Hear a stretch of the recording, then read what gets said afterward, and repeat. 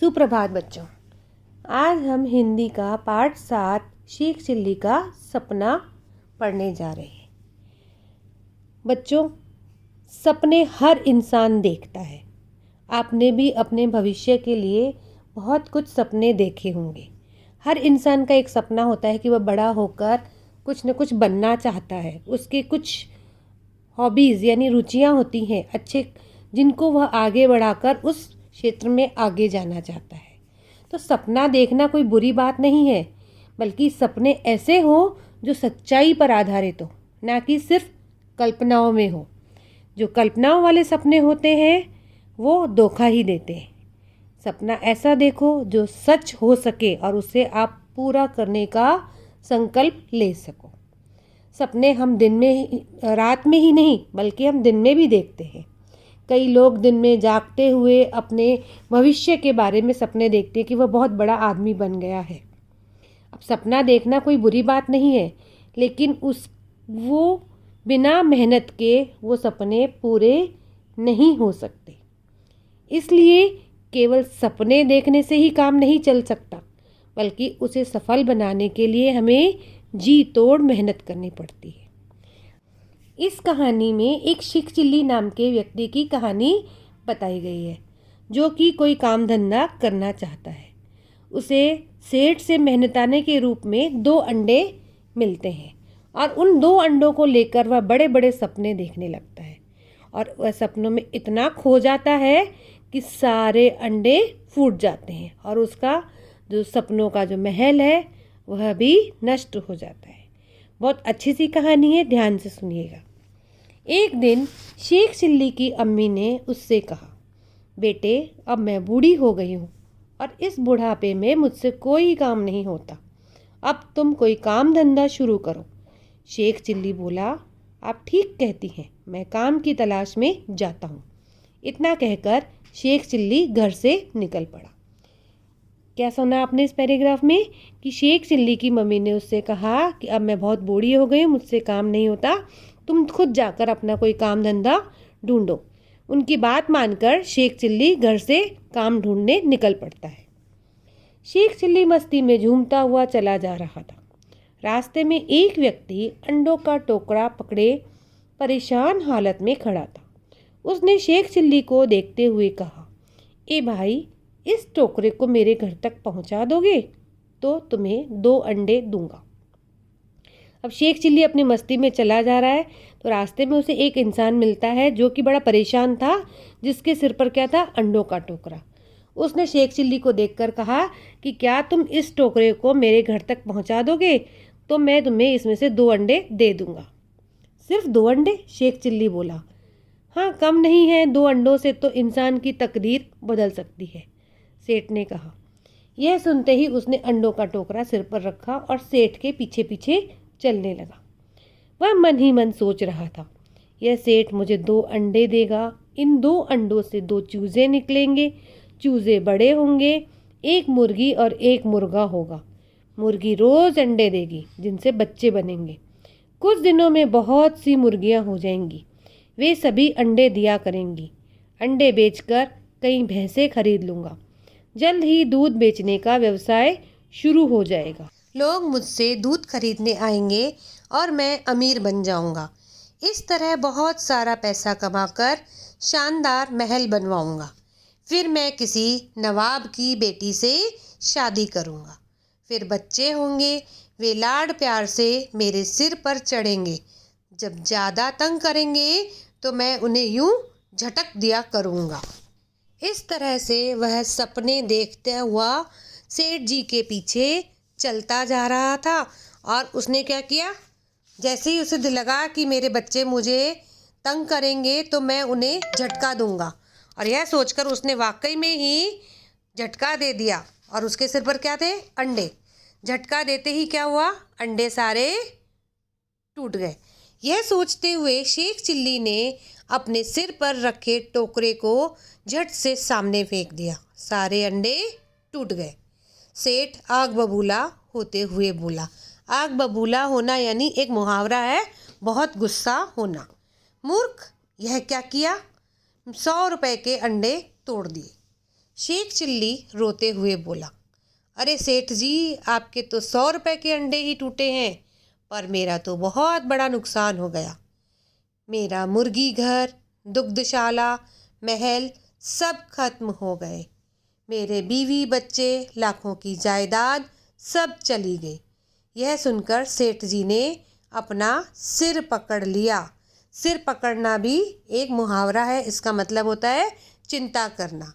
तो यह सुनकर सेठ जी चिंता में आ गए कि कैसे, उसने तो कुछ देखा बोला ही नहीं था उसे, और वो कैसे बोल रहा था कि मेरा इतना बड़ा नुकसान हो गया, क्योंकि वह चलते हुए सपने देख रहा था कि मेरा महल होगा, मेरी शादी होगी, मेरे बच्चे होंगे, इतना मैं पैसा कमाऊंगा, और ये सब उसके सपने चकनाचूर हो गए।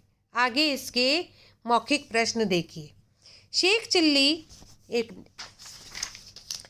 चिल्ली घर से बाहर क्यों निकल पड़ा? क्यों निकला था? काम की तलाश में। सेठ जी ने अंडों का टोकरा ढोने के बदले शेख चिल्ली को क्या देने की बात कही? क्या देने की बात कही थी? 2 अंडे। सेठ जी आग बबूला क्यों हो गए? क्योंकि उनके सारे अंडे टूट गए थे। इस कहानी का अंत आपको कैसा लगा? आप बताइए कैसा लगा? इस कहानी का अंत बहुत ही अच्छा था, क्योंकि सपने देखने से ही सफलता नहीं मिलती, बल्कि उसके लिए हमें मेहनत भी करनी पड़ती है। अब आगे इसके शब्दार्थ देखिए। अम्मी, माँ या माता। तलाश, खोज। मस्ती में, बिना चिंता के। इंसान, आदमी या मनुष्य। तकदीर, भाग्य। व्यवसाय, व्यापार, काम, धंधा। अमीर, धनी। शानदार, बहुत अच्छा। नवाब, रईसों की एक उपाधि, यानी जो बहुत ज़्यादा पैसे वाले होते हैं उनके लिए प्रयोग किया जाता है। दुग्धशाला, दूध इकट्ठा करके रखने का स्थान। जायदाद, धन, संपत्ति। अब इसमें मुहावरे मैंने आपको बताए 2 यूज़ किए गए, प्रयोग किए गए। एक तो आग बबूला होना, बहुत गुस्सा करना। सिर पकड़ना, चिंतित होना यानी चिंता करना। अब अगले पेज पर देखिए शब्द भंडार में पर्यायवाची शब्द। रास्ता, मार्ग, पथ, राह। इंसान, आदमी, मनुष्य, मानव। रोज, नित्य, प्रतिदिन। परेशान, व्याकुल, हैरान। तकदीर, भाग्य, किस्मत। सिर, मस्तक और माथा। अब है विलोम शब्द। विलोम शब्द आपको पता है, उल्टा अर्थ बतलाने वाले शब्द। शुरू, खत्म। मूर्ख, विद्वान। बेचना, खरीदना। नुकसान, फायदा। अमीर, गरीब। टूटना, जुड़ना। अब आपके इसमें जो प्रश्न उत्तर दिए हुए हैं वो तो मैं आपको कॉपी में लिखने के लिए एक PDF बनाकर भेजूंगी, वो आप कॉपी में करेंगे। फिर भी मैं आपको एक बार मौखिक रूप से इनके उत्तर बता देती हूँ। माँ ने शेख चिल्ली से क्या कहा? माँ ने शेख चिल्ली से कहा कि बेटा, अब मैं बूढ़ी हो गई हूँ और मुझसे कोई काम नहीं होता, तुम अपना कोई काम धंधा शुरू करो। रास्ते में कौन खड़ा था? उसने शेख चिल्ली से क्या कहा? रास्ते में एक आदमी खड़ा था। उसने शेख चिल्ली से कहा कि अगर तुम इस टोकरे को घर तक पहुंचा दोगे तो मैं तुम्हें 2 अंडे दूंगा। शेख चिल्ली को ऐसा क्यों लगा कि उसके पास बहुत सी मुर्गियां हो जाएंगी? शेख चिल्ली दिन में ही सपना देखने लगा था कि इन अंडों से चूजे होंगे और चूजे में से मुर्गा और मुर्गी निकलेंगे, जो कि रोज अंडे देंगे, जिससे बहुत सारी मुर्गियां हो जाएंगी। सारे अंडे कैसे टूट गए? शेख चिल्ली ने सपने में अपने बच्चों को ठोकर मारी और वास्तव में उसने वो अंडे की टोकरी जो थी सिर से गुस्से में फेंक दी थी, जिससे सारे अंडे टूट गए। अंडे टूटने से भी ज़्यादा शेख चिल्ली को क्या अफसोस हो रहा था? अंडे टूटने से भी ज़्यादा शेख चिल्ली को अफसोस हो रहा था कि उसका मुर्गी घर, दूधशाला, महल सब खत्म हो गए। प्रश्नों के सही उत्तर के सामने सही का निशान लगाइए। काम की तलाश में कौन घर से निकल पड़ा? शेख चिल्ली। टोकरी में क्या थे? अंडे। अंडे बेचकर शेख चिल्ली क्या खरीदना चाहता था? भैंसे। शेख चिल्ली किसकी बेटी से शादी करने का सपना देखने लगा? नवाब की। शेख चिल्ली ने किसके अंडे तोड़ दिए? सेठ जी के। आगे जो प्रश्न है वाक्यों के सामने सही या गलत का निशान लगाइए। 1.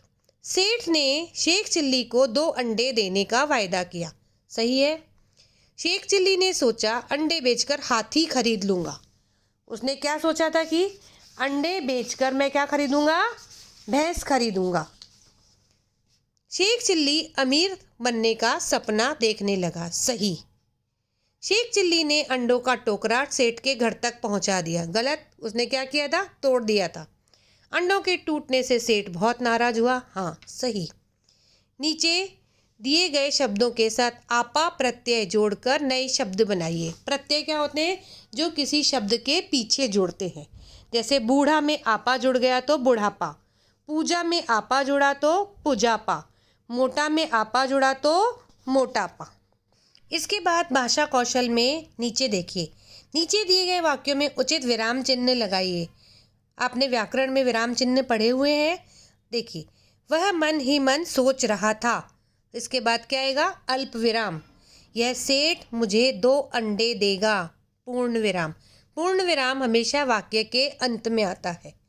जब ज़्यादा तंग करेंगे तो मैं उन्हें झटक दिया करूँगा। तंग करेंगे, यहाँ पर हल्का सा विराम लिया है तो क्या आएगा? अल्प विराम। और लास्ट में क्या आएगा? अंत में पूर्ण विराम।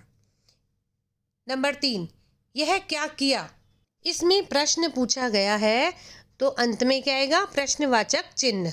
नंबर 4, मेरा मुर्गी घर, दुग्धशाला, महल सब खत्म हो गए।